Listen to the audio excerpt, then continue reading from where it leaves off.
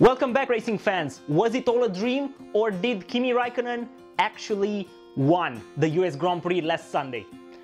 Answers in the comments, please, because I need every single ounce of proof to get my head around it. Anyway, how's it going, boys and girls? Chip here, and well, let's get cracking with the preview for the Mexico GP, round 19 of the F1 2018 Championship.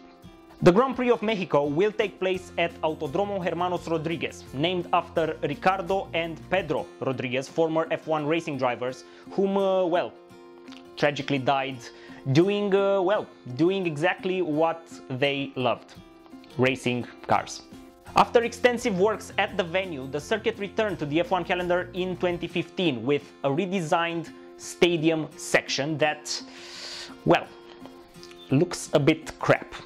Seriously, with all the safety innovations that entered Formula 1 since 1992, can't drivers go racing through Pareltada these days? Honestly. Anyway, the circuit.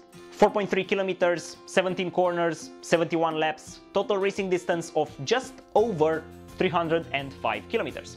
But of course, the party piece is that, this being Mexico City, the whole complex sits some 2,200 meters above sea level, which in essence means that all power units will feel that little bit underpowered here due to the thin air.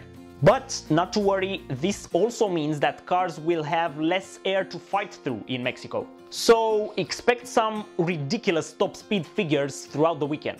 Tire stress and lateral forces are not that big of a factor here, but traction out of the slow corners is paramount. The track surface is not that abrasive, nor does it present some serious grip. On the downforce, however, due to the high altitude, we'll see some extreme aero packages in action. As for the tires, Pirelli nominated the 3 softest compounds available: Super Soft, Ultra Soft and Pinky Hypers, which again screams at me one-stop strategy. Basically because there are so few overtaking spots around the track. On the weather side of things, we might just be in for another wet Friday. Quali in the race? There is a chance. There is one chance. So with that said, let's look at some major talking points ahead of the Mexican Grand Prix. Number 1.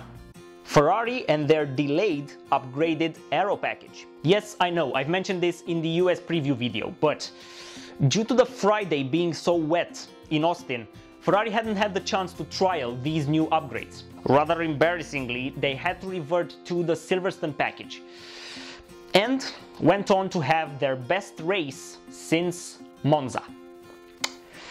Fancy that. Now, as long as it's not raining again this Friday, Ferrari will try out their new bits and pieces. New barge boards, new floor, new rear wing, redesigned diffuser and rear suspension. Number 2. Local boy looking for yet more points. Yes, looking at you, Checo Perez. He scored points on many occasions throughout the year, and with Magnussen and Ocon stupidly disqualified from the US Grand Prix, Checo has a genuine chance of finishing best of the rest come the end of the year. The Mercedes power unit in the back of his Racing Point car is no slouch. So, Checo should genuinely give the Mexicans something to cheer for. Number 3. Wheel rims. Yes, wheel rims. Bear with me. Cast your mind back to Sochi.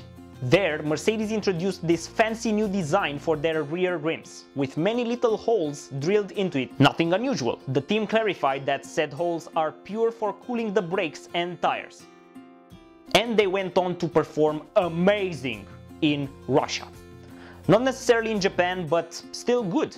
Now, last week in the US, although the FIA said the rims were legal, Ferrari appealed the verdict, and surprise surprise, Mercedes filled those holes up with silicone. And they went on to struggle against the Ferraris at COTA. This weekend, the whole rim saga is set to be analyzed again by the FIA. The design clearly has an impact on Mercedes' performance, so let's see if they will be okayed for the Grand Prix. Number 4. Horses versus bulls. Place your bets right now. Yep, rims or no rims, I don't see Mercedes challenging for pole nor victory this weekend, because the track layout doesn't suit their car philosophy. The thin air will definitely bring the Red Bulls into contention, And, well, Ferrari now have again the fastest F1 car. But the Bulls will give them a run for their money. Game very much on. But that doesn't change things much. At least not in one particular championship. Number 5, Lewis Hamilton. 5th time Formula 1 world champion. This time for real. He needs a P7, no matter what Vettel does. Apart from some incredibly weird scenario, Lewis will finish P5 this weekend. More than enough for him to equal Juan Manuel Fangio's 5 F1 world titles. It's happening, everyone.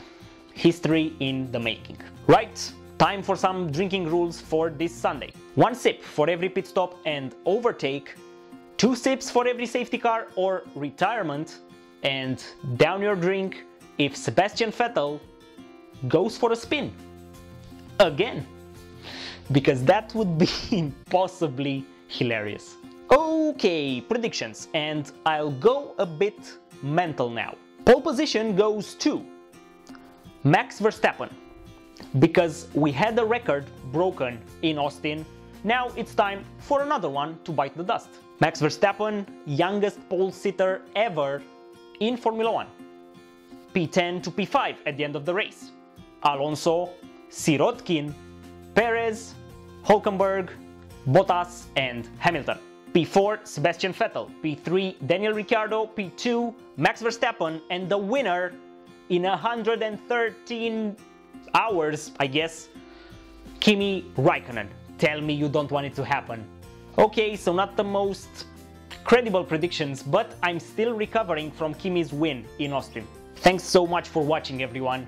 Let me know in the comments down below your thoughts for this race, your predictions, or any F1 related question. I'll be more than happy to talk to you guys. Drop a like if you think I've earned it, share this video around on social media, and if you're new around here, don't forget to subscribe for more Formula 1 related content. It's 100% free. As always, I've been Chip. You can chat to me more directly on Twitter at chip_DGS and on facebook.com/Digital Grandstand. Cheers!